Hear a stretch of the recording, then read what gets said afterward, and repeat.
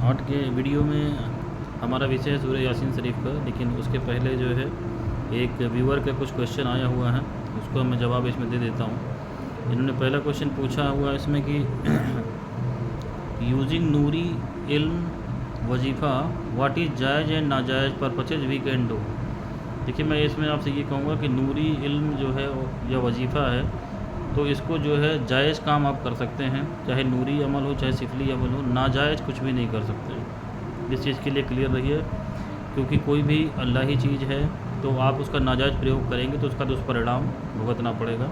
करने को आप कुछ भी कर सकते हैं। मैंने अभी बार बार सभी वीडियो में यही बताया है कि अमल जो भी हैं ये बंदूक की गोली के तरीके से हैं। इसको चलाने के लिए एक बार अगर आपने सीख लिया तो इसको फिर आप स्वतंत्र हैं चलाने के लिए, लेकिन इसमें जो है कोई भी नाजायज़ काम के लिए इजाज़त अल्लाह ही नहीं है, और जो करेगा इसमें कोई भी नाजायज़ काम, उसमें उसको परेशानी उठानी पड़ेगी अल्लाह ही कहर के रूप में। पहले मैं बता चुका हूँ। बाकी करना जायज़ नाजायज़ आपके हाथ में है। जिसने ये विद्या सीखी हुई है नूरी अमल की, वजीफ़े की, चाहे सिफली अमल की, सबका मामला एक ही है।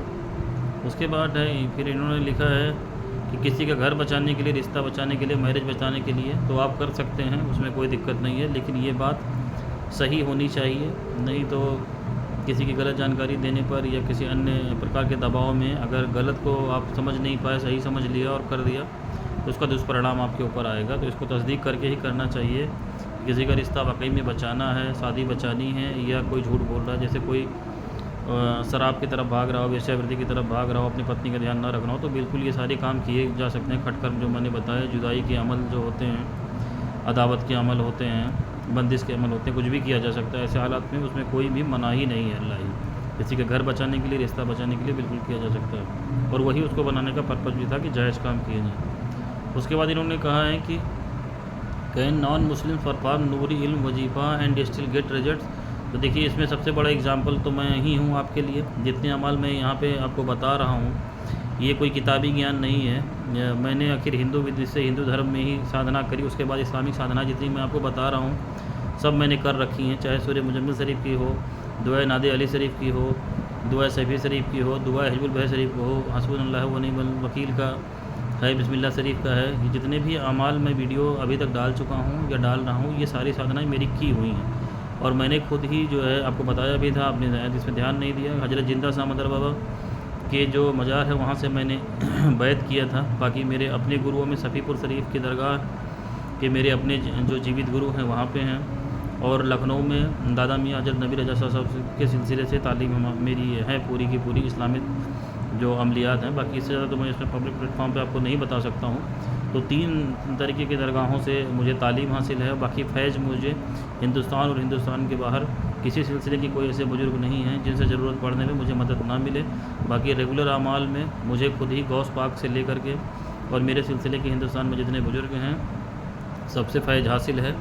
जहाँ अल्लाह हुक्म होता है वहाँ से उनसे मदद ली जाती है रहनुमाई के लिए भी, और डेली उन लोगों के नाम से एहसाले सवाब भी करना होता है। ये फ़र्ज़ है। मैं अपनी बात आपको बता रहा हूँ। सालाना सदका जो होता है, चाहे गिरामी शरीफ में हो, चाहे अन्य बुज़ुर्गों के उर्स में हो, उर्स अटेंड करना होता है, उसमें जाना होता है, उनके नाम से सदक़ात कराए जाते हैं जो अपने बुज़ुर्ग हैं सिलसिले के। ये मैं खुद जो करता हूँ वो मैं आपको बता रहा हूँ, ठीक है। तो ये चीज़ समझ लें कि हिंदू मुस्लिम जैसा ये अमलियात की दुनिया में कुछ नहीं होता। सभी लोग सभी शक्तियों से काम करते हैं, इसलिए उनके लिए जो फ़र्ज़ है, एक कॉन्ट्रैक्ट होता है, वो सबको करना होता है। और जो जिसकी शर्तें हैं, हिंदू कोई है अगर वो इस्लामिक अमल कर रहा है तो उसके जो फ़र्ज़ हैं उस अमल के दौरान उसको नमाज अता करनी ही करनी होगी। सदका फातिहा जो जैसे करना है वो करना होगा। वो जो है आप चाहे जिस धर्म के हो, जिस धर्म में साधना करेंगे उस धर्म के सारे अमाल आपको करने पड़ेंगे। उसके बाद इन्होंने कहा what are the things that will stop you from doing नूरी इल्म तस्खीर वसीकरण। तो ये कोई चीज़ रोकेगी नहीं आपको। इसमें जो है जो आदमी है उसके ऊपर अगर पहले से कोई चीज़ है, अगर वो आसेब है या कोई ऐसा मामला है जिसका वही काम आप करने जा रहे हो और आपके अपोजिशन में किया हुआ है, जैसे पहले से किसी ने उसके ऊपर मान लीजिए कि वसीकरण का प्रयोग कर रखा और आप करने चलोगे तो आपको बरगलाने की कोशिश ज़रूर करेंगी वो चीज़ें, आपके काम में व्यवधान आएगा। ये सेम काम अगर किसी ने कर रखा है तो आपके काम में दिक्कत आएगी। उसके बाद लिखा है how does using photo work in तस्खीर वसीकरण in this possible because there is a lot of miss information. Photo मैंने पहले भी बताया था, आप लोग वीडियो ध्यान से देखें तो ये आपको समस्या नहीं होगी कि फ़ोटो का प्रयोग जो है उसको सामने रख करके पढ़ाई करने के लिए होता है। हिंदू विधान में फ़ोटो में कुछ वस्तुएं होती हैं जिस पे फ़ोटो पे तिलक किया जाता है, जिसको प्राण प्रतिष्ठा बोलते हैं, और इस्लामिक तरीके में उस पर दम किया जाता है फ़ोटो पे। वो चीज़ पढ़ करके फ़ोटो पे दम करी जाती है। हिंदू विधि में दम नहीं किया जाता। दम करना मतलब फूंक मारना होता है, और हिंदू विधि में इसको दम करना या फूंक मारना की ज़रूरत नहीं होती है, उसमें तिलक करने की विधि होती है। कुछ खास वस्तुएं होती हैं जिससे उन पर तिलक किया जाता है, जिसके विषय में अभी ज़्यादा जानकारी नहीं दी जा सकती। तो ये आपका प्रश्न हो गया। इसमें मैंने सभी प्रश्नों का आपको उत्तर दे दिया है। अब आज के विषय में जो मैं कह रहा था कि सूर्य मुजम्मिल शरीफ के बाद अब सूर्य यासीन शरीफ का विषय मैं आज उठा रहा हूँ। सूर्य यासीन शरीफ को कुरान का दिल कहा जाता है, और ये बाकमाल सूरत है। कोई भी मसला ज़िंदगी का ऐसा नहीं है जो इससे हल ना हो सके। और इसमें एक ख़ास आयत नंबर 36 है जो शादीशुदा मामले के जो हल के लिए है, कि अगर कोई शादीशुदा मामला हल नहीं हो रहा है और या किसी की शादी नहीं तय हो रही, तो आयत नंबर 36 को 36 बार पढ़ा जाए डेली, कम से कम 36 दिनों तक। कोई भी जो है स्त्री पुरुष इसको कर सकते हैं। तो एक तो ये छोटा सा प्रयोग है। बाकी सूर्य यासीन शरीफ का जो पढ़ने का प्रयोग है, अगर किसी मकसद के लिए आप पढ़ रहे हैं तो उसको 7 बार डेली पढ़ना होता है।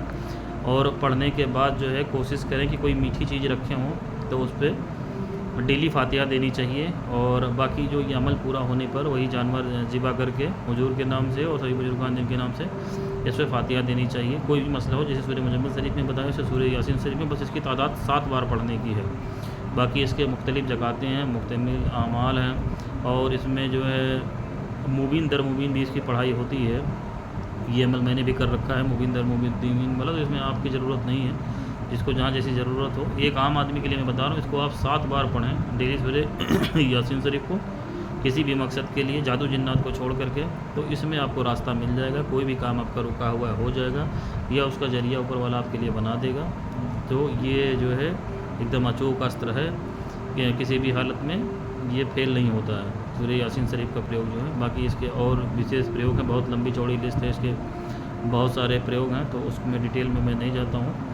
और डेली जो लोग इसको पढ़ना चाहें वो एक बार पढ़ें, और किसी दरगाह पे जो लोग हाजिरी देते हैं वो भी सूर्य यासीन शरीफ वहाँ पे सूर्य मुल्क के साथ साथ सूर्य यासीन शरीफ पढ़ के बुजुर्गों को ऐसा सवाब कर सकते हैं। दरगाह पे जाने पे मैं अलग से एक वीडियो आपको लिए बना कर दूँगा कि दरगाह शरीफ पे जाने पर क्या क्या चीज़ें पढ़ के ऐसा सवाब करना होता है। वैसे मैं आपको बता दे रहा हूँ, सूर्य मुल्क, सूर्य यासीन शरीफ, सूर्य मुजम्मिल शरीफ, सूर्य इखलास, ये सब सारी सूरतें हैं जो वहाँ पढ़ी जाती है। कि इसकी तरतीब होती है कि दरगाह पे जाने पे ऐसा सवाब कैसे किया जाता है, तो एक अलग वीडियो में मैं बता दूँगा। इसमें इतना ही कि अपनी रूहानी तरक्की के लिए कोई पढ़ता है तो इसको एक बार आप डेली पढ़ सकते हैं, अपने विरद में रखिए। किसी भी वक्त को मुकर्रर करके किसी मकसद के लिए पढ़ना चाहते हैं वजीफ़े के रूप में, तो 7 बार की तादाद है। और बाकी आयत नंबर 36 का इसमें अमल बता दिया। आज की वीडियो में इतना ही।